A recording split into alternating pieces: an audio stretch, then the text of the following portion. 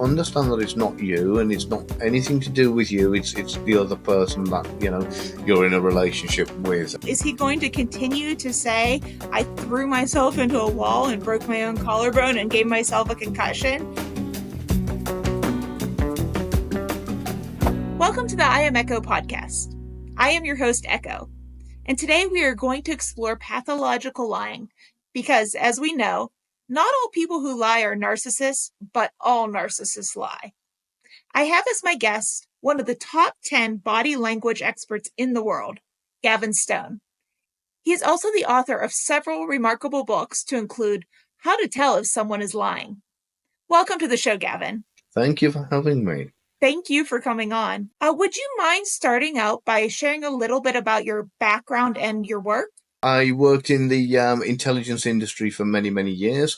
That gave me a little bit of an advantage working as an intelligence officer to be able to get close to human intelligence assets. And part of that was learning about body language, about deception detection, that kind of thing. Ultimately, when I left the industry, I started training other people into doing the similar kind of work. And that then it just evolved from there. It became a book that became a bestseller, and I ended up inadvertently getting ranked 9th in the world body language expert, amongst other things. So it's all kind of wasn't necessarily something I set out to achieve, but happened as a byproduct. That's interesting. One thing we have in common is we both come from the intelligence community. I was a SIG-enter. You were a humaner. You did human intelligence. I did signals intelligence. I did work for the NSA for quite a few years. So that is one thing we have in common. Mm-hmm. I never trained on body language because I did signals intelligence, so I was intercepting cell phones at the time, cell phones, even faxes at the time, text messages and emails. Whereas you're working directly with humans, and part of that obviously is to be able to tell who's telling you the truth and who's lying. So narcissists, we know, are pathological liars. What is the difference, in your opinion, between just someone who tells fibs, maybe exaggerates a little bit, that sort of lie, and like someone who is a pathological liar? Okay, well, there's a lot to unpack there. So if we start with understanding a little bit more about narcissism itself, and the way I've been led to believe narcissism is more of a trait rather than a kind of ailment, if you want to call it that. Yeah, it's something that in its own way kind of has a spectrum to a degree. So, and we all have narcissistic traits. Every human on the planet has narcissistic traits, some more so than others. And of course, the more you understand, that side of it, just like any other traits, you can have somebody who has a temper, and somebody who, kind of loses that temper frequently, and somebody who doesn't. So that kind of gives you more of a guide of narcissism. It's a self-protection thing. We're all born with it. We wouldn't be interested in survival if we didn't, because we wouldn't be interested in ourselves. So whereas some people are right down the lower diluted end and kind of care enough about themselves to keep themselves alive, you have the other end of it where people are highly they're high, excuse me, new tongue, I'm breaking it in. They hold themselves in really high self-regard and, start kind of seeing themselves as this grandiose figure where everything is about them. And when everything is about them, that's when the kind of the lies and the deception comes into it, because it's all about making themselves look better or making other people look worse in an attempt to make themselves look better. That is 100% correct. And that is at the end how it played out in my relationship, because my ex ended up being arrested and charged with domestic assault and harassment.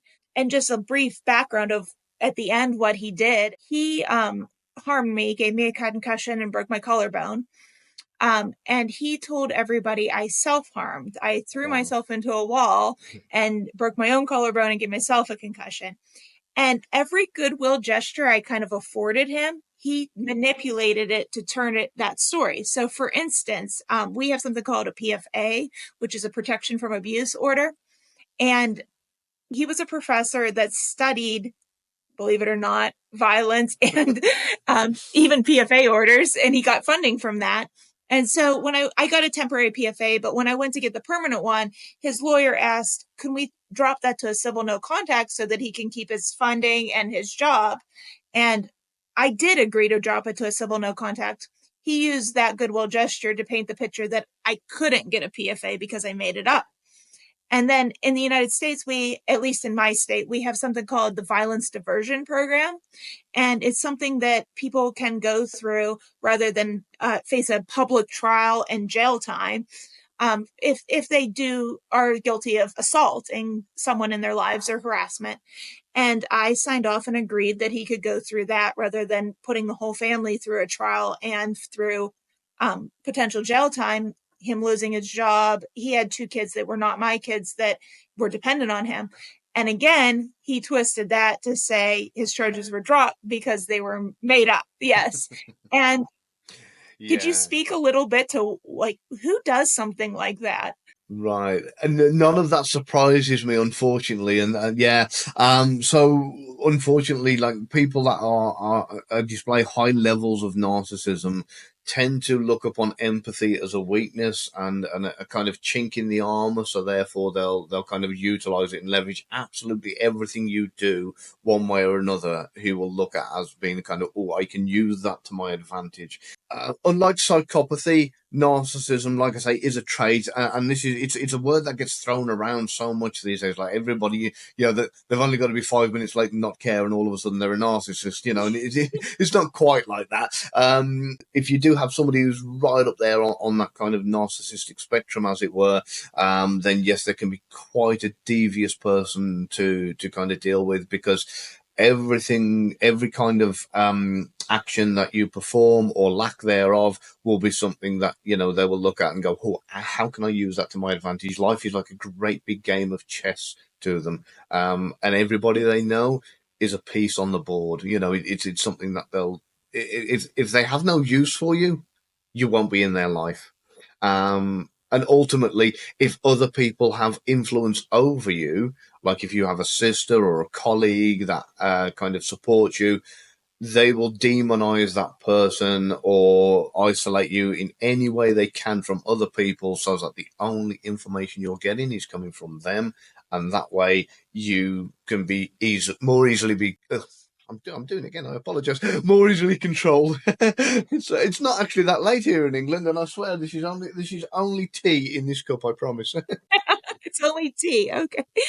No, that is 100% reminiscent of my experience. We only hung out with his friends. My friends, slowly but surely, one by one, I was isolated from. They were no good. Didn't have according to him, my best interest in mind. They were sneaky, all this stuff. Mhm. Also, for the first time in my adult life, my life in general, I was on non-speaking terms with my parents. Now, we had gotten into rifts, little spitspats before, but extended periods of non-speaking. And then anyone that remained in our lives, he Uh, fed, and I only learned about this after the fact. He fed for years them stories that I was crazy, I was insane, I was unstable, so that he then used that whenever he assaulted me to paint the picture that I went crazy, I self harmed, and a lot of them bought it hook, line, and sinker. They're very convincing. Oh, definitely. And this is the kind of thing that they will do. And what they'll tend to do is one by one, they will maybe approach your friends, your family, your inner circle, as it were. And they'll say, look, I didn't want to say anything about this, but, she's got this little thing going on, and can I trust you and trust your silence and blah, blah, blah. And then what they'll do is slowly start, a thin end of a wedge going in, where they will start prizing that crack open between you and your friend, until eventually it comes to parting altogether. That is exactly what he did. He would even I do have OCD. I'm not ashamed of that, and I also have a sleep problem. So he would take pictures of my medicine and go talk to people and be like, "I'm really worried." Now, never say a word to me. We're in counseling during almost our entire relationship for his drinking problems. We're talking about this every week with a therapist. Never mention anything to me, but behind my back, especially to his one friend who actually did have a bipolar wife. I'm really worried about Echo. I don't know what to do. She's on these medicines. She's acting, insane crazy. But then his behaviors didn't match any of these alleged concerns. He left his kids alone with me repeatedly for all weekend while he would go to conferences or wherever he went. He never brought it up with me, never suggested I get any help, anything like that, because there wasn't an issue with me. But this is sort of the nefarious, these are sort of the nefarious behaviors he engaged in behind my back for years. And again, and like none of this is surprising me in the sense of, when they approach other people, everything is about kind of smoke and mirrors, where they will tend to, they'll say, I'm really worried, or, Yeah. and they'll make themselves look like the caring party and the other person look like the bad party. They will push and push and push you until you snap in front of everybody. And then when you snap in front of everybody, you're the one who's the problem. So. And again, it's like you're reading my mind. So that, I call that reactive abuse. So what he did is, which is really nefarious as well, is he took we got into a fight, and what he would do when we'd get into arguments is he would take all my electronics, so I had no way of like texting or getting help or calling the police. So he gathered up my phone, he actually smashed my iPad, he took the cord to my computer, and he started hitting me. And I did react. I reacted. I threw something, I broke something. He recorded that part of our interaction. He recorded that because he had his phone, and he had mine for that matter. And then he used that to show people, look, she's unhinged, she's crazy, and to further paint his picture of he was the innocent victim and I was the abuser.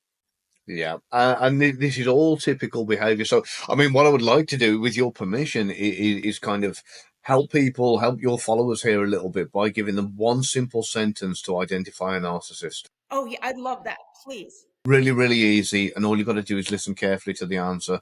It's not so much the answer, it's what comes after the answer. And all you have to do to anybody who you believe has high levels of narcissistic traits is say, "Hi, how was your day?" Okay. That's it. And what they'll do, they'll tell you about their day. They'll say how this happened, that happened, the other happened, and it may be to complain about somebody. It may be to say how somebody made them, how brilliant they are doing something, or whatever the case may be. But at the end of the story, that'll be it. Whereas a normal person will turn around and say, "How about you? What was your day like?" And that's what you're listening for. You're listening for, does the story stop when they've stopped talking about themselves? Or do they go for reciprocation? Is there kind of, what about you? How about your day? So that's how you identify. Is it all about them, or are they actually interested in you as well? That is a very solid and wise way of trying to parse out who is a narcissist and who isn't, because you're right.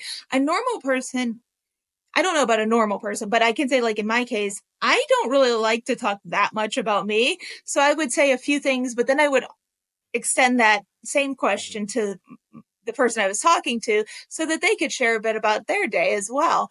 But a narcissist, as you rightfully point out, they don't care. That's right. And if you want to push it even further, all you've got to do is look for a little bit of empathy. If you want a solid kind of confirmation of that, if you've asked them how their day was and not required, you may turn around and say, well, look, today, I did X, Y, and Z. You may turn around and say, oh no, I really, really hurt myself. And then after following up, you say something like, would you like a coffee? And then if they just turn around dismissing the fact that you hurt themselves and say, oh yes, 2 sugars and plenty of cream, please, then then if there's no empathy there at all, then these are all little red flags. And I just wouldn't mind going back as well to you mentioned the OCD thing. This is something that a lot of people don't realize as well, that we also all have levels of OCD. And if anybody doesn't believe me, then I will put money on the fact that everybody has particular ways they do certain things, whether it's the way they tie their shoelaces the same every time, or put each boot on one before the other, whether it's the way they make their coffee. People really freak out over, it must be the sugar first, then the coffee, then the milk, then the water, and then you get others going, no, you put the water, then the milk. And everybody has levels of OCD, and we all have it. And so therefore it's not anything that is unusual or even wrong. It's just something that some people have a different kind of experience with it. than others. Yeah. Wow. That I agree with that as well. It is sort of in a spectrum as well, just like narcissism is a spectrum. Um, you mentioned a few things that I found were very interesting, but let me just ask you, the narcissist is very good at lying and clever and manipulative. What are some ways that maybe you can detect if they are lying? It's a lot more difficult with narcissists than it is the average person, because with an average person, they know that it's wrong to lie, so their kind of cortisol levels rise, the stress indicators go up, there's different things that happen that show that a person is lying, because most people, let's face it, most decent people are uncomfortable with lying. Yeah. So narcissists, on the other hand, really don't care. You know, yeah. So this is where it becomes a major problem. But what you can do is if you test the perimeter of the lie and see how they react. So if they turn around and say, "Oh, did you know I was a football champion back in high school in 1989, and I did blah blah blah blah blah blah blah and whatever else," you go, "Oh, right, okay," and you go along with the story, and then you turn around and say, "You said you were a football champion in 1989, yet you told me also that were in hospital for a year in 1989."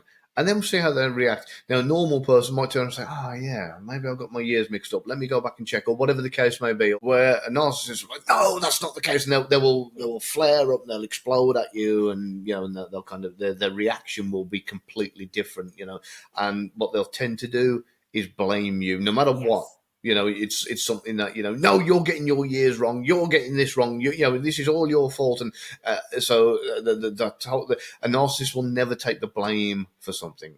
And that's when they won't turn around and say, "Yeah, I might be wrong, actually, maybe it was 1988, maybe." So what they'll do, they'll blame you rather than saying, "I'm possibly in any way at fault," because in their world it's just an impossibility for them to be at fault for anything.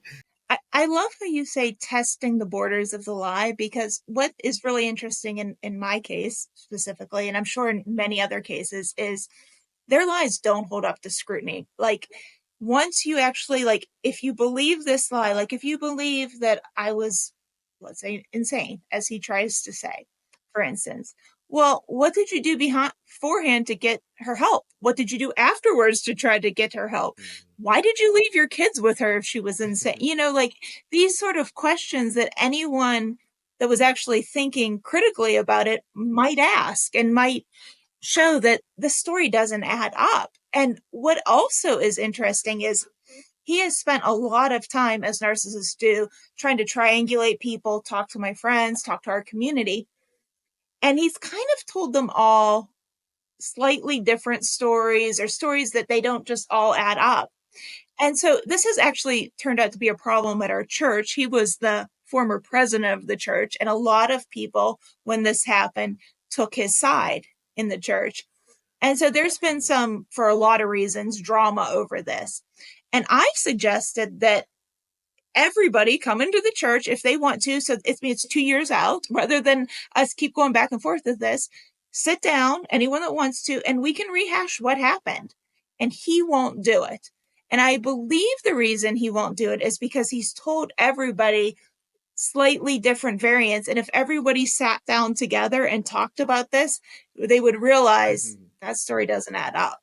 Yeah, and in all honesty, even if they managed to do that, even if you managed to pull that off to get everybody in the room with him at the same time and yourself, there would always be a case of he would manipulate the people around him, say, "Yeah, look, Sandra, I told you that at the time because we were going through this patch and I was trying to cover up for her. I was Yeah. trying to." There will always be that kind of thing. Yeah, it'll always be about like how he was trying to be the saint and the martyr, you were the bad one, and he took the blame for you. How he, kind of tried to cover for you. He was trying to help, so he lied for you. And even if you get what I call a micro, or what's known in the trades a micro confession. Mm-hmm. And he may turn around and say, "Yeah, look, I did tell that little white lie because I was trying to cover up for this big horrible thing that she did." And what it'll be like a small confession to a little white lie to make you look 10 times worse. Exactly.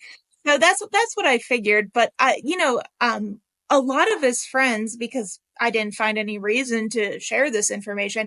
I have police reports, I have hospital records, I have pictures of me, beat up, that kind of stuff.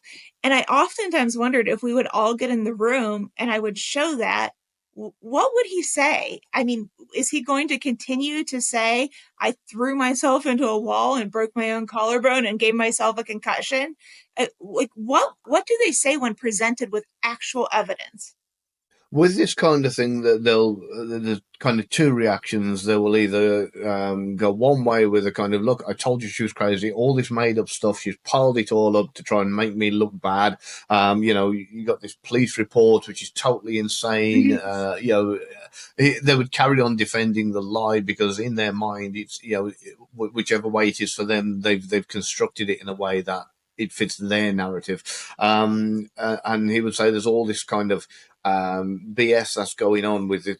She told the police this, she told the police that, she did this, she did that, and it's all to make me look bad. They'll play the victim. They'll do all sorts of things, or they'll go completely the opposite way, and they will explode into a fit of rage and saying, "I can't believe you've gone this far with this stupidity. I'm not having any part of this at all," and then storm out and say, and kind of walk away again, enraged at the fact that they're the one having the finger pointed at them for something they've done. So I hope that makes sense. That does make sense. What do you think makes them so convincing to so many people?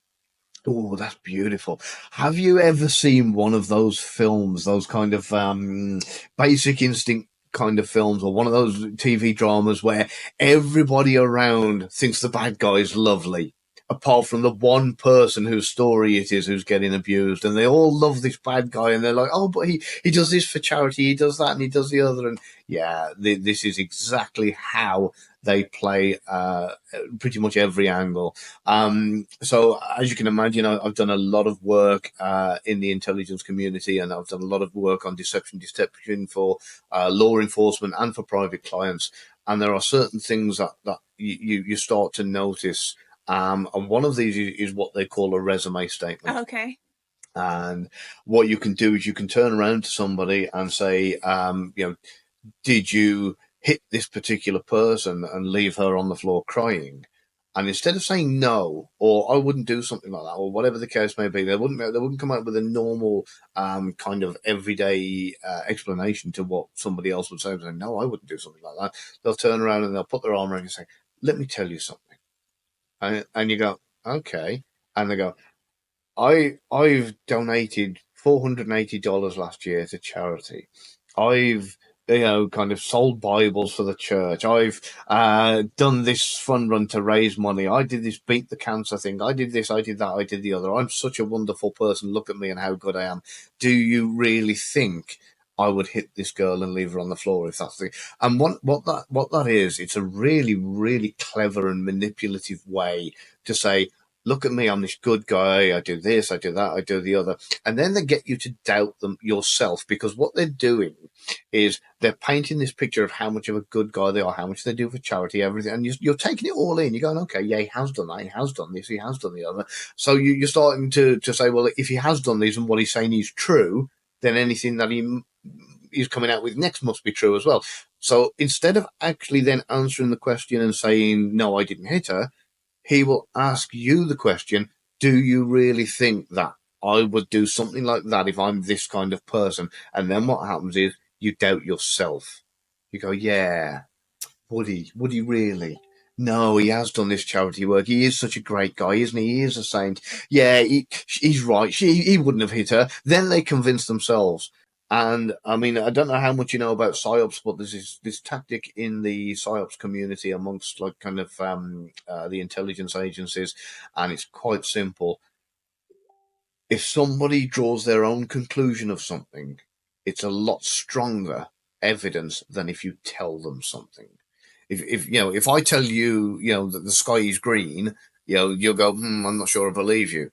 But if I show you lots of things that might hint the sky is green, and something is making you believe it's blue, and blah blah blah, and then you look at little bits and pieces and you go, do you know what? He's right. You draw your own conclusion. It cements it, and because it's you and your conclusion, and you've come to it yourself, you believe it a lot stronger, and therefore you'll defend that kind of new theory or notion. And that's why these narcissists win people over. Yes, yes. And another thing he would do, and I'm wondering if this is part of like something to do with psyops or even just general manipulation, because that is key, is the manipulation and the deceit. He would kind of find out the weakness in somebody or something traumatic that happened to that person, and he would mirror that. So for instance, he had a friend, as I said, whose wife was bipolar. And with her, Echo has these profound mental health issues. I just don't know what to do. It's a bonding technique. Is that okay? Because what it is, it's actually used in the world of NLP, where if What's NLP? NLP is neuro linguistic programming, and it's a form of and I use the term lightly because people don't understand it and they get really really concerned. But it's a form of mind control. And now, when I say that, it's mind control you can use on yourself as well as others, but it's more, if it's used properly, can be used as a form of therapy. So if you think of it more of like cognitive behavioral therapy, more so than mind control, that's a better way of looking at it. People get scared when they hear those words and they go, "Oh, you're going to turn me into a zombie and make me shoot a president." So, but it's not quite that. So NLP has this theory where if if you are like somebody, then naturally they like you. Yes. And it can be as simple sometimes as seeing someone wear the same brand as you, or do something that you do, have something that you have, and you go, "Oh, snap, I got one of them." And, so automatically, if you drive a Ford and they drive a Ford, then, and you're parked next to each other, same cuddle, same model and color and everything else, and you get out of the car, you automatically like that person, because you think, they think like me, they are like me, they've got the same as me, so therefore, and it just gives you that little bit of an advantage. And what happens is you've got that bond instantly to say, this person's like me. If they're like me, I'm a good person. And if I'm a good person, then they must be a good person. And it helps strengthen that connection and that bond. And all you've got to do from there is just build on up from there and come out with familiarities.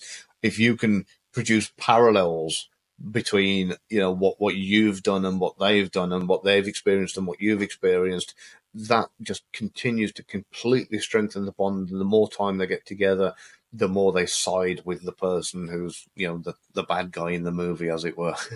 And do narcissists and other people with personality disorders, how do they learn these techniques? Like it feels like they all use very similar techniques.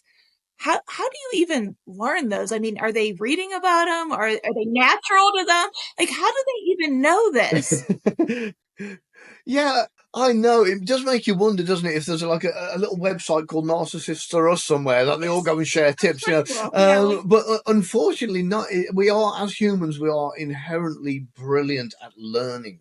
So you'll tend to find certain people will display certain traits and that kind of thing. So without kind of picking on any specific demographic, but you might notice a particular group of people dress a particular way, and you might notice that that particular group of people, no matter what country they're from, might wear tie-dye skirts, for example, and they'll wear tie-dye skirts in all those the same demographic around the world. So and this is what happens, and they've never met each other, and they never, but they all share those very very similar traits. Very much like how we can say teenagers kind of grunt at you, and they just become naturally who they are. And because narcissists are very kind of because it's all about them.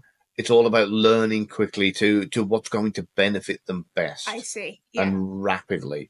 So they're going to learn really, really fast. When I say this, it has that reaction. So that gets me what I want. So therefore, I'll say that more often. When I say this, it has the opposite reaction. It doesn't get me what I want, so I'll say that less often. And so they're kind of constantly testing perimeters, testing fences, testing boundaries, testing everything permanently to see how far something will get them. It's nothing to do with you. It's nothing to do with making you cry or making you upset. It's all about how far it can get them and what's in it for them. So unfortunately, people like yourselves fall victim to their tests. Yes. Because that's what it's about at the end of the day. You'll notice that if you look back through the majority of your experiences, you'll more than likely find that there was an end game somewhere along the line. Like hypothetically, you might have said, "Oh, I want to go fishing," And you go, no, I don't want you to go fishing. And then all of a sudden there'll be an argument. And at the end of it, he'll be going fishing. Yes. And, and then next time he wants to go fishing, instead of coming to you and saying, I want to go fishing, he won't say that because of the fact that he knew last time he asked your permission, you said no. It resulted in an argument. This time, he's going to go straight for the argument. So he's going to come in. He's going to go, rah, rah, rah, you're always treating me like this. I've had enough. I'm fed up of this. You're such a bad person. I'm going fishing. I need some alone time.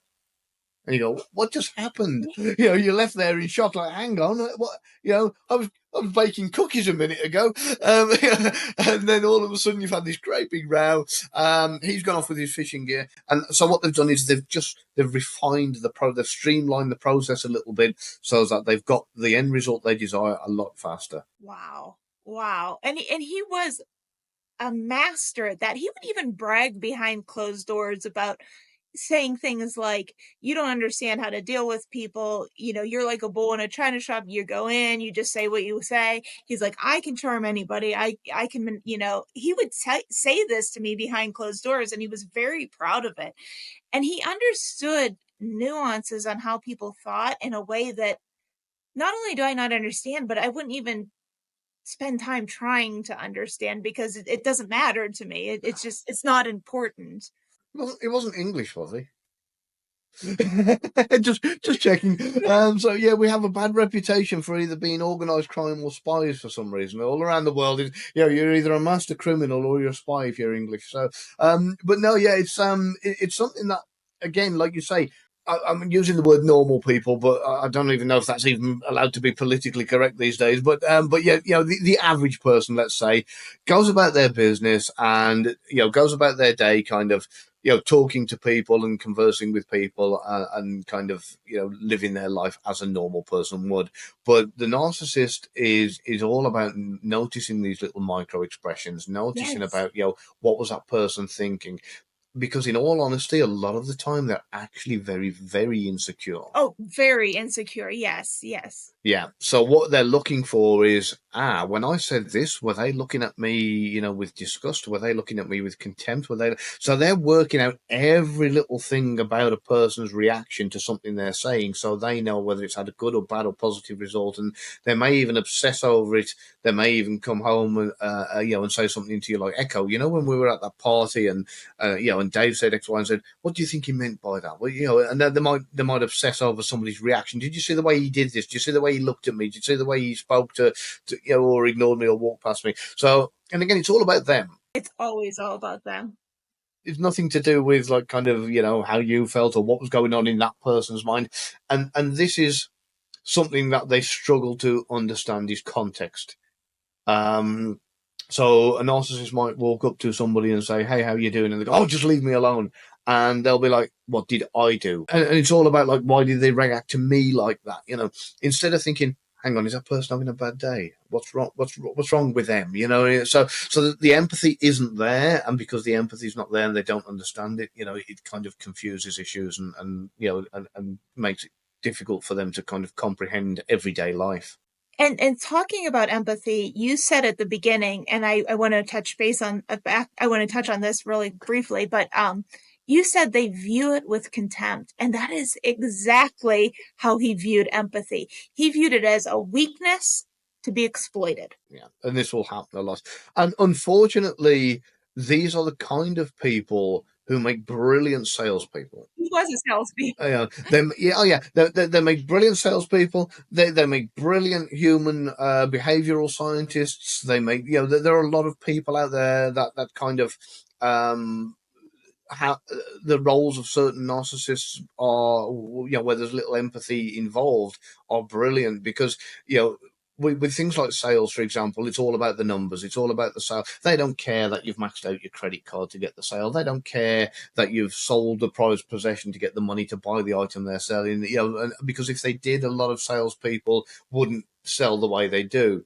So for narcissists, it's an ideal job to be in sales because of the fact that, for them, they're just getting the numbers up, and the results are irrelevant. So I'm not, and this, by the way, I must clarify, I'm not saying all salespeople are narcissists. That's not the case. What I'm saying is, narcissists make good salespeople. So please save me from that one. Don't edit that out. So that's very interesting. It's like you're reading my mind almost. One of the most disturbing stories he ever told me was in college. He sold knives, like very expensive knives, like $1,200 knife sets for a kitchen. And he told the story about he sold a set of knives to his parents, and they were on the brink of bankruptcy. Wow. I think they did. Now, obviously, the knives didn't push him over, but they certainly weren't in a position to buy $1,200 knives. But that sale netted him a free trip to Hawaii. So I oftentimes thought, like, Yeah. that something seems really off with that story that you're very proud about. Yes. It's almost like saying, "Oh, I sold my sister's kidney," and you go, "Really?" And you go, "Yeah, but I had a vacation out of it." Like, yeah, well, what about your sister? Yeah, so yeah, it's it doesn't surprise me because a lot of the time there's not much that they wouldn't consider, and there's nobody they wouldn't consider hurting to get what they want out of life. And this, I mean, I don't know if you know much about the origin of where the word narcissist comes from. I do, and that's where Echo comes from, if you know the Greek story. Of Narcissus, yeah. And Echo, that was the girl. So that is why I go by I am Echo. Ah, so that says a lot. I wondered if that was the case, but yeah, and Yes, that is the case. Yes. well, there you go. And it's all about the individual, and their wants, needs, and desires. So, I mean, I will say what I said earlier about asking somebody about how their day is not a 100% foolproof test. It's something that if you're in a relationship with somebody and you believe they have high narcissistic traits and tendencies, then kind of go and get a proper test done if that person is up for that, and that's the hardest part. But that in itself will tell you so much about the person, because their reaction alone to having that test will be will kind of definitely shine a light, as it were. That is very true. And you're right. And I think the numbers of reported narcissists are so low because they don't think there's anything wrong with them. So they don't get help and they don't get treatment and they don't get diagnosed. And even if they are, there really isn't much you can do. There's not like a pill you can take. Not really. I mean, at the moment, the current kind of consensus, as it were, is about managing it rather than treating it. But I do believe it's something that in time we will learn more about, and just like.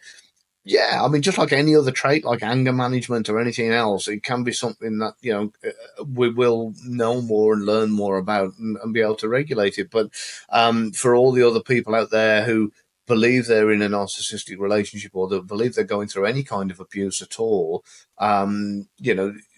start putting some protections in place. Understand that it's not you, and it's not anything to do with you. It's the other person that you're in a relationship with, and look for the red flags. There are plenty of them. There's plenty of internet sites out there that will tell you the kind of things to say that will help identify somebody, because it's a horrible world.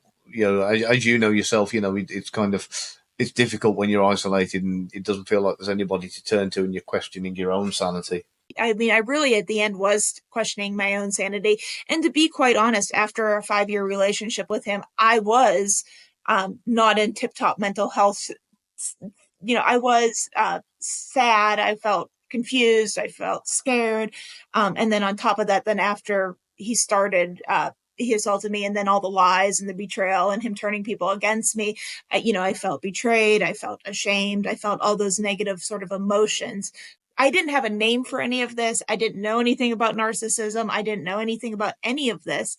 And then I started just kind of, what am I going through? What's going on? And I ran into people like Dr. Romani and other experts in narcissism. And I was like, goodness, this is ringing just way too close to home.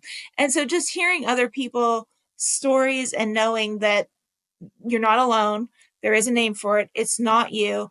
And there are communities, lots of communities out there to support you and help you, to me has been life changing. And that really is a great thing. The more people kind of network amongst themselves to help each other and realize that they aren't alone, it really is well worth kind of people knowing about that. And again, the hardest part for a lot of people is when they first start this relationship off with a narcissistic person. That narcissistic person is going to absolutely adore them, because it's all about them, as we know, and therefore you are like the flavor of the month at that particular time. You know, you're everything that person wants, so they're gonna treat you like an absolute princess or like royalty or whatever the case may be. And you know, they will make you the center of the world, because for a moment you will be, because you know, yeah, that's what they want. And what happens is, you get so used to this, you think they're such a wonderful person, you fall in love with them, you think, I finally met my Prince Charming, he's so great, he's so wonderful, blah blah blah, and then you end up in this relationship, and then bit by bit they'll kind of start, there'll be chinks, and then they'll also start chipping away at things. They'll start chipping away at your friends and your family. They'll start saying things like, oh, what's your friend, I don't trust her. Yes. And then when they've got you isolated and the abuse starts, and again, a lot of this will be blame shifting. It'll be down to, you know, kind of saying, even if they did something crazy, it'll be a case of, look what you made me do. To the point, whenever he threw me against the wall, so he told everybody these lies, but we were in, even after the second assault, after the second time he was arrested for assault, not the second assault, but the second time he was arrested, we then went through like 5 months of couples therapy to see if our marriage could be salvaged. It was clear we couldn't. Mm-hmm. He said to me, when he was being truthful about well, in his mind, truthful about what happened, he said, well, you broke your own collarbone because when I threw you against the wall, you put your arm out to brace yourself, and that's how it broke. So I broke my own collarbone by putting my arm out to brace myself when he threw me against the wall. Yeah, typical reply. You know, Really? doesn't yeah. Everything will always be about blame shifting constantly, one way or another, even in the most ironic and crazy and insane of ways. It look, you know. So it'll be anything that happens, whether if the car gets stolen, it's your fault. You know, no matter what. If you know, if something gets smashed, it's your fault. He drops a glass and kind of drops it and smashes it on the floor, it's your fault. You know, you might not have even been around. You know, somehow you'll manage to get the blame, and it'll be a case of, yeah, you made me get into a mood where I wasn't thinking properly and I wasn't concentrating, so therefore I dropped the glass and smashed it, and you know, it was all down to you. It's you. It's your fault. Yes. Yeah, exactly. And of course, what they'll do, and this is the hardest part towards like the kind of end of this kind of, when the relationship's starting to become a strain. You'll notice they've chipped away at your friends and family. They've chipped away at you, and now what they'll do is they will try to take things a step further. And this is where it gets really, really horrible now, because they'll start saying things like, nobody wants you, nobody's interested in you, you've got no friends, nobody loves you, no, you know, nobody cares for you. And you know, and what they'll do is they will put your perception of your self value right down. You know, you will keep saying, yeah, you know, he's right. Yeah, how would I be in the world? I'm nothing without him. Or Yes. you know, what can I survive? Is it true that my friends and family have all gone away and it's, you know, my fault that I've driven them away? Is it true that, you know, and even to the point where they might criticize physical features and you know, and that kind of thing, and put you down in such a way that your self value decreases so much. Much. And Yes. yeah, and again, and this is just part of a um, mechanism that they use in order to stop you leaving them. They don't want you leaving them, and the reason they don't want you leaving them is because you'd be a weakness. You'd expose the lies to other. But once you get on your own and you get your strength back, you get your friends back, and Exactly. people Yes. realize you're not the crazy one, all of a sudden they've lost control, and it's all about control. They must have that control. So 100%. And whenever it was clear that this relationship was ending, he started to smear campaign harder on me, started to manipulate people, convert what in the narcissist community we call flying monkeys, but they're basically just enablers that further yeah. support the narcissist and harm the victim. But he would always tell me things like, I'm the only person that understands you and knows who you are and still loves you. I'm the only person that can care for you, like as if I'm unable to care for myself. I'm the only person that can care for you and love you and put up with you. And again, like by the end of that relationship, I went into the relationship as a very strong, confident, I'm ex-military, I'm ex-NSA. I had a good job as a researcher and a foreign consultant for foreign governments. I'm now a researcher. I do competitive intelligence research. I went from being very confident in myself and sure of myself to, by the end of that relationship, I didn't have much self-esteem. I didn't have much confidence. And now almost 2 years out, I'm building it back up. but they wear you down to the point where you do feel very bad about yourself. And it's all about control, because of the fact that they don't want the illusion shattered that they're such a nice, wonderful person, and they do it in such a clever way, where they will turn around and say, they will have you believing, maybe I am, not as pretty as what I thought I was, or not as this, not, and of course you start to believe it. Your own, like I say, your own self confidence diminishes a hell of a lot. And this is something, another one of the weapons that they use. Everything they do is very carefully constructed, but it's also very gradual. It's like the chain link theory, where they say if you've got a dog on a 30-yard chain and you take Yes. one link out a day, then eventually you'll have a dog on a 2-foot chain, and it won't have ever noticed the difference. And this is exactly how they work. Bit by bit by bit, they'll chip away at you and kind of turn you into somebody, unfortunately, that struggles with day-to-day life and blame yourself for it. And eventually, if you can get free of what is hurting you and do what you've done and build your life back up, and this is for everybody who's kind of following you, you can be free of this. You can build yourself back up, and you are the one on the receiving end of somebody else's damage, not your own. That is 100% true, and that is a large part of what I hope my viewers and my followers realize, is that there is hope. It is very bad. It may be one of, with the exception of my twins dying at birth, I did have that. This has been the worst thing that has ever happened to me my entire life, dealing with this relationship, and then the aftermath with like the smear campaign and him turning people against me and the lies, and living in a small town that's particularly problematic. But there is hope at the other end. There really is. And you will find over time, slowly, people will say, after I thought about this for a while, his story doesn't make sense. Or I saw something in him and you're right, there is something off there. Or thank you for sharing your story. I haven't talked about my story, but I can relate so much to this. And so those sort of little bits of encouragement help keep you going and help make it so that you don't feel so alone and you feel like maybe you are making a positive impact in the world. Oh yeah, and of But course, oh sorry, go on. no, please go ahead. I was only going to say that in the world of deception detection, we have a saying, and that is, a lie has speed, but truth has endurance.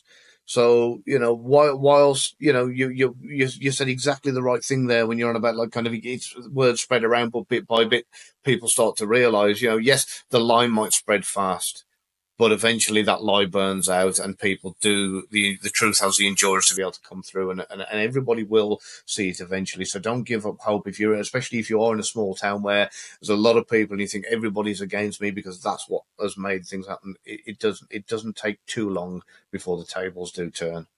It doesn't. But, it can be particularly difficult in certain structures, like a church, where when there's great power dynamic differences, where he was like the president and I was a nobody. It's really hard in those sort of environments for you to be able to recover. And in many cases, it's just better to go find another community to belong to be honest. Yeah, yeah, a lot of the time it is, unfortunately, and that's the other thing. We, as a human race, we're hardwired to react to authority. So therefore, anybody in a position of authority, we kind of, whether it be a celebrity endorsement or a president or a police officer or whatever the case may be, if they say something, we tend to take that as gospel. So therefore, we don't question authority very often, and it does take a long time for people to be able to come around from that. I did want to ask you another question, and I don't know if you have any insight on this. My ex, he had, for a long time, whenever he lived in another state, a best friend. And then whenever he moved to where he lives now, he got another best friend. And he always told me there were narcissists. He described them as narcissists. And to be quite honest, I think they kind of displayed many traits of narcissism. I would think that narcissists would tend to gravitate toward people that weren't narcissists. And many of his, he didn't have respect for them, but many of the people that liked him were not narcissists. But it seemed like his closest friends kind of were. Is that a trend you see? remember I was saying about how everybody's like a chess piece on a board. They will all have a value one way or another. So for a narcissist, people it will never see people as being on the same. I keep saying this. I must stop here for a minute. I keep going to he by default. Yeah. So just to set the record straight here, there can be female narcissists as well. About 50-50. But I don't know why we just tend to always, or me personally, tend to default to he. Or the narcissist will tend to see people as being beneath them, almost as the level of servants. You know, they'll have a friend who's a mechanic, and that will be their best friend when they need their car fixing, and they'll have a friend that's a plumber, and that will be their best friend when the sink leaks, or whatever the case may be. And very rarely have a best friend that's somebody that's known them for years, like for life. You know, they're very rarely in touch with their school friends, in touch with old friends for years and whatever else. What they tend to have is what I call flavor of the month. Yes. They'll go to a new place, a new work, a new town, or whatever the case may be. They'll find somebody that generally reflects exactly who they are. Then they'll be That like, is oh, true. yeah, this person's like Yes. me, and blah, blah, blah. So next thing you know, they'll have this relationship. They probably will, the old saying, like attracts like. They probably will find somebody with narcissistic traits because they both have that for a long, long time. They will kind of, bounce off each other as, and feel like a very close relationship. And then generally what will happen is that relationship will stop, just dead. And then all of a sudden it'll be like kind of, yeah, what happened? He was a narcissist. He did this, he did that, he did the other. It was all his fault, no blame, and nothing to do with me, all him. And then they'll just move on to the next person. So if you do kind of if you're looking at getting into, or you're in the early stage of a relationship with somebody, and again, this doesn't apply to everybody, and this isn't a flawless method, but find out about their school friends, long term friends, family members, and whatever else, and if they've fallen out with just about everybody. Every school friend they've ever had, everybody they've ever worked with, every family member they've gotten, if they've one by one fallen out with all of them, and one by one they were close to lots of people, but then no longer speak to them, that in itself should be a little red flag. Like that something is up. Yes. And that definitely, that rings very, very true. Like I have friends from grad school. I have friends from high school. I don't have a lot of friends from high school. I went to a very small high school and I didn't have a lot of common with them, but I'm not like angry at them or had falling outs with them. It's just we didn't have a lot in common. There were like 20 girls in my class, but I still have one friend that I meet with once or twice a month. Mm-hmm. And then, I have friends from the military that I've been lifelong friends with. I have friends from grad school that I've been lifelong friends with. What was really interesting is no one from his past ever was involved in his current situation, to include his family. I thought this was kind of odd. They lived 1,500 miles away, but no one ever came to visit him, ever. No family, no friends from the past, anybody. And he would go once a year to visit his family, and it always, not always, mostly ended in a disaster where he would end up for that week. He would make it half the week, and then the other half of the week he'd be at a hotel 40 miles away because his dad didn't lock up the dog the entire time, and he accused his dad of loving the dog more than his grandkids or something like weird, right? Very weird. Yeah. Yeah. Yeah, and again, these are all things that that's him being the victim of his own circumstance. Why didn't he ask his dad to lock the dog up? Rather than turn around and say, my dad loves the dog more than the kids, because or turning around and saying, hey, dad, can we put the dogs and the kids in the different rooms? Or so there's always a rational way to work things out. That everybody could be pleased, or whatever the case may be. And if it comes to an extreme, and that in itself again is something that people need to look out for, of these kind of extreme levels or something. Couples do have disagreements. Absolutely. Right? I've been with my wife 17 years, and it's been up and down, and we've had rows and upsets and blah blah blah and whatever else, but we're still together. And the truth of the matter is, a disagreement isn't the end of a relationship. It's just something that you don't agree on at that particular time.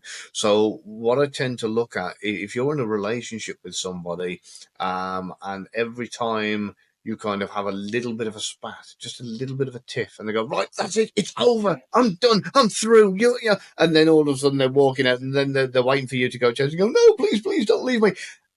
That's an extreme, especially if it's over something really silly and really, really Really small. small. Yeah. So if they're screaming it's over, or they want a divorce because you've spilt some milk, or or whatever, then and if that's what they, even if they start asking that, if they start turning around and saying, so is what you're saying is it's over? Is what you're saying is you want a divorce? You don't want to be with me anymore, or you don't love me anymore? Um, it's all part of a manipulative play. Yeah, so they turn around and say, "Oh, well, you're saying you don't love me anymore?" So I was like, "You go, no, no, no. Of course, I still love you. You've just this power dynamic has just shifted. Now the upper hand is with them because now they've got you trying to prove that their love to you, and so you've got this whole thing now where they're kind of leading you along the way they want you to act and be." That's interesting because my relationship with him was constant, on and off, on and off, on and off. We must have broken up and gotten back together 50 times. I'm not joking. In a 5 year, it felt like every month, and it was over something trivial or stupid, or I said this or I did. I mean, silly things that you just never felt safe or comfortable or knew where you stood. And that's exactly it. If you're worried constantly about every single conversation, if you're and I know, I mean, I'm old enough and ugly enough to know that women have women conversations where they talk about their partners and life and vacation and all different kind of things and whatever else. And so narcissists don't particularly like that because of their own insecurities. So they don't like kind of the women's ladies' room chats and that kind of thing. It's something they're not fond of. And that's why they try to cut it all out and separate you from your friends and that kind of thing. But if you find that you're having to go off and sneak and talk to your mom or your sister or your friend or somebody somewhere saying, "Oh, look, I can't tell him," and they're going, "Why?" And you go, "Oh, he could react like this. He could react like," and there's this constant panic of, how do I break it to him that I've done X, or how do I tell him that such and such is happening? Or if that's a real constant concern with every little thing, then you really need to stop questioning the relationship in its entirety. Wow, that is very insightful. Yeah, I agree. Another thing I wanted to ask you, hold on, let me gather my thoughts here for a second. So it felt like also with him, whenever he would do these good deeds. So for instance, at a church, there's a lot of behind the scenes work you have to do that doesn't net you a lot of attention, that doesn't get you your picture on Facebook or whatever. He would never do that. But if it was something that he knew a lot of people would see and recognize him doing, or maybe it would get him his picture, like I said, on social media, that's what he would do. Is that kind of typical narcissist behavior as well? Yeah. So everything from Instagram photos to the work that they do is going to tell you something about their personality. Okay. So, for example, if you look at somebody's Instagram photo and they've got their phone, they're like this, and or you're looking at the picture and they are dead center. Absolutely dead center, but the person they're with is behind and to the left all the time. Yeah, or off to the side or in the background. That literally screams, "Look at me, I'm center of attention." Whoever's with me is behind or beneath or below or beside me. They're not as important as me. I'm the one in the middle and the one you should be paying attention to. And that extends to everything they do in kind of life. So, they would rather be seen doing something that is going to get them a pat on the back than doing something that's going to get them reward. It's not just about doing something good; it's about being seen to be doing something. And recognized for doing good, yes. Yeah, exactly. Yeah, they want they want a crowd there. They want people clapping. They want badges of honor and pats on the back and that kind of thing. And this is more important to them. This significance is more important than anything else when it comes to like working and the amount of work they do. They're not working to make a difference in a community. They're working for recognition for the difference they make in the community. That's interesting because he and his best friend formed this nonprofit organization, and to see their posts, you would think they're saving the world. They're retraining all the people that have been laid off in Western where we live in Appalachia from the mines and the steel mills and the power plants, and they're making all this difference and saving the world. And people within the organization tell me, we are so disorganized. I don't think we do anything. I don't know what we do, but man, or the people that used to be associated with it are like, there's no work that gets done. We're not really doing anything, but boy, the level of attention on social media is just outrageous. Yeah, anything like that for recognition in any way, that they can get. They're the kind of people who wouldn't put a dime in a charity box if nobody was looking, but if somebody was looking, they'd put $100 in there if the camera was rolling, and it was, and this is the kind of people, unfortunately, that they will give with one hand, but they'll take a hell of a lot more with the other when nobody's looking. It's funny because when he was president of the church, his ex-wife, who is also the mother of his children, was one of 3 paid employees, and he was going through a divorce at the time, and his child support payments and his alimony payments sort of were all dependent on her income. So he voted to increase her salary. He pushed to increase her benefits as president of the church, which was a huge conflict of interest. But then he would give a $2,000 donation to the church, and everyone would be like, oh my goodness. But as you're saying, that $2,000, he netted so much more out of that. And of course, that $2,000 donation wouldn't have been anonymous. Oh, no. It was, yeah. Everybody knew what he gave. Yes. Oh, I'm sure. Yes, everybody knew. Yeah, and that kind of thing will happen with everything. It's kind of you'll see, especially I should imagine when it comes to the children. I bought them this, I bought them that. Their mother bought them A, and I bought them B, C, and D. And their mother bought them the kind of budget level. I bought them the premium X, and I upgraded them. It will always be about how you're doing a little bit, but he's doing a load, and so yeah, just I really wish we could learn more about this in a way where everybody could benefit, because it is a shame when we're victimizing couples in a relationship because of a narcissistic 1 out of 2, and the victim doesn't learn anything from it, and the narcissist doesn't learn anything from it. The narcissist then just goes on to do it to somebody else, and the victim then goes on to kind of have a wasted part of their life, which is such a shame. And I wish there was a happy medium where we could get these signs recognized early, so that the person on the receiving end can say, look, we need to do something about this, and put the ultimatum there of either we sort this out or I'm going. It needs to be managed, or I need to start a new life with somebody who doesn't treat me the way you do. Absolutely. I wish there was a way for us to detect these people, because they are so clever. They're so crafty. They do lure you in immediately. What I was told that kind of rang true with me, I don't know if you'd agree with this, but they're so good at mirroring the person, and to sort of, you become their everything. Oh, I love that. You love this and they love that. And you like this and they love that. Is who you actually fall in love with is yourself, because they've mirrored you. And that's who you fall in love with when you fall in love with a narcissist. And then little by little, the real them, the mask drops, the real them shows, and they chip away at you. So.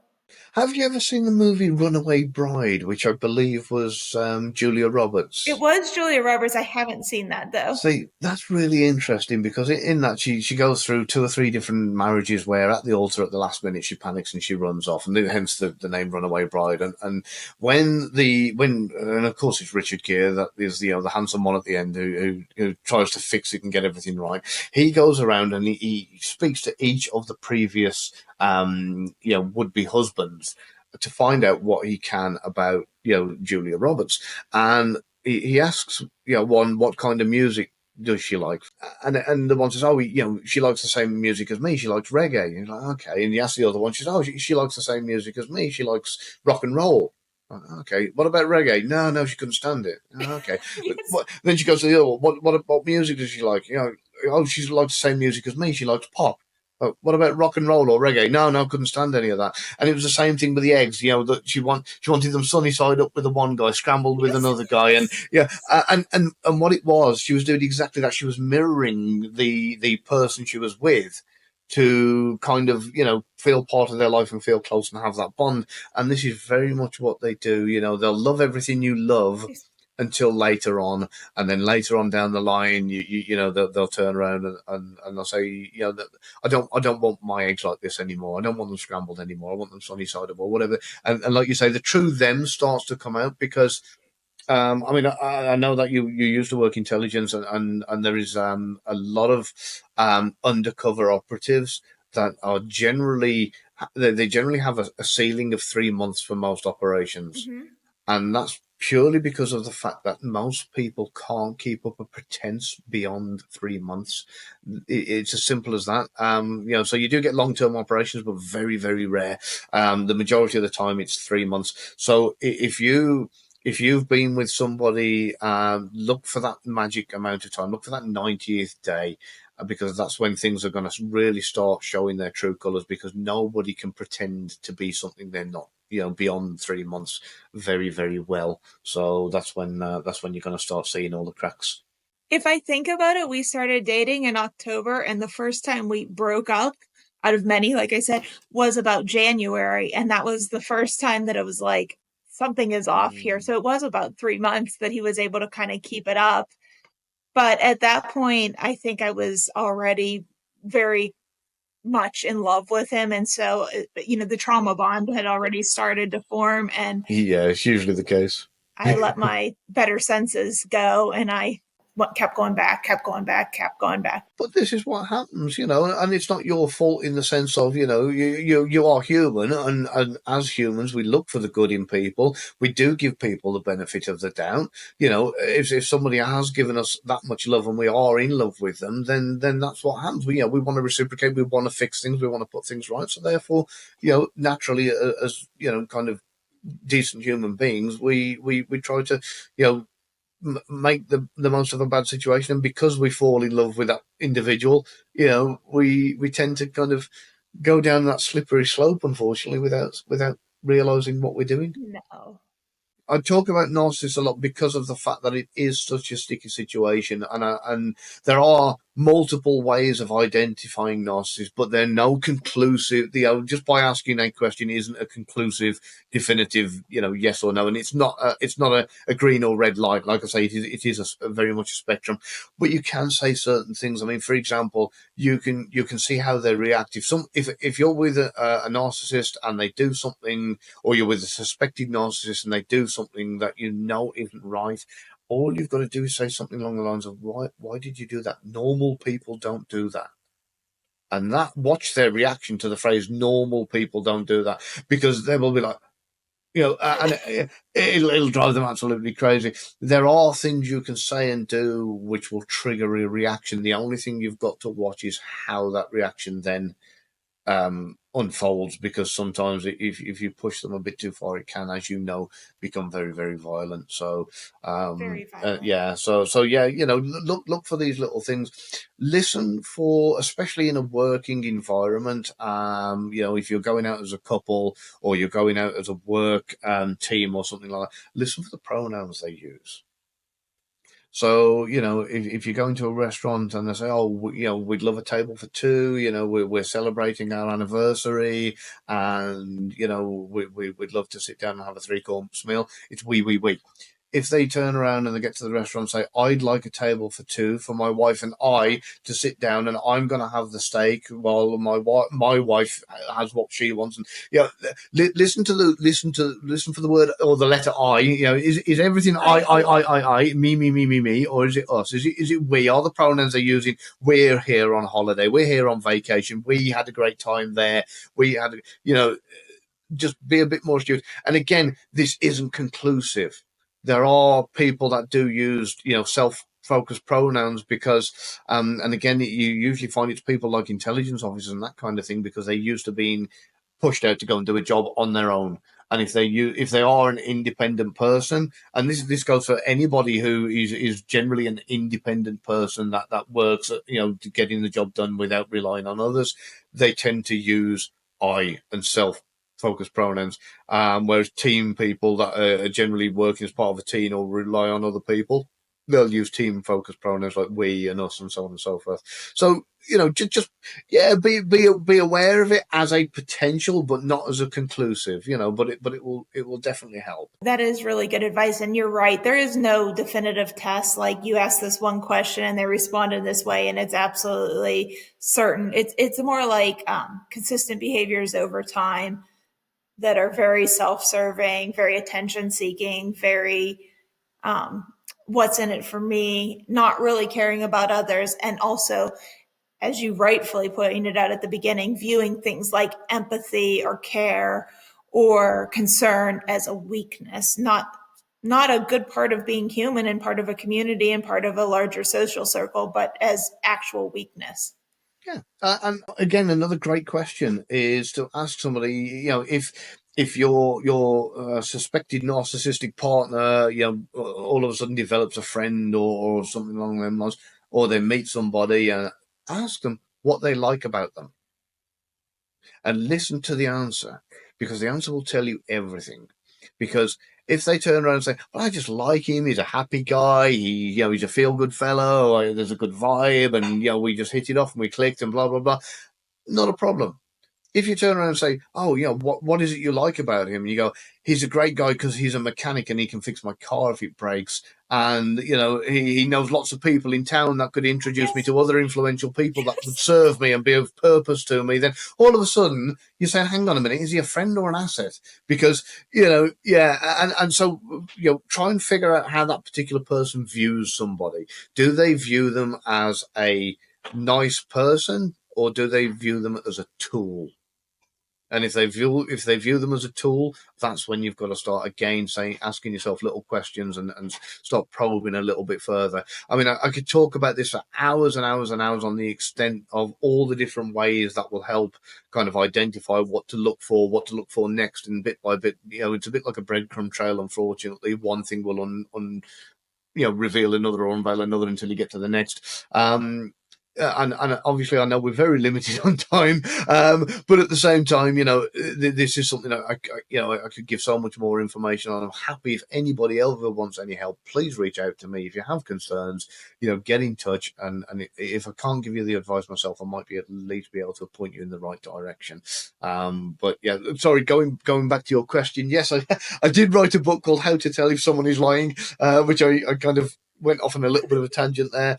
And that in itself might be useful for some of your followers, because deception detection is a big part of narcissistic behavior. And there are parts in the book that will help you to identify that and be able to help you to identify deception. So, take a look at that, check that out. It might be useful to a lot of your followers, hopefully. I personally can't wait to read it. I'm very excited to read it, and I think it would be incredibly helpful, even though that I'm out of that relationship. You encounter all kind of people in your life, and it would be very nice to know, oh, that's a sign that maybe I should just, not a definitive sign that this person is, narcissistic or just a general liar, but that maybe I should just pay a little bit closer attention to them and my relationship with them. Maybe put up some boundaries, that sort of thing. So, well, I can't thank you enough for coming on the show. I would love to have you back. I learned so much, and I'm so thankful for your time. No problem at all. Thank you. And it's been my pleasure to come back again.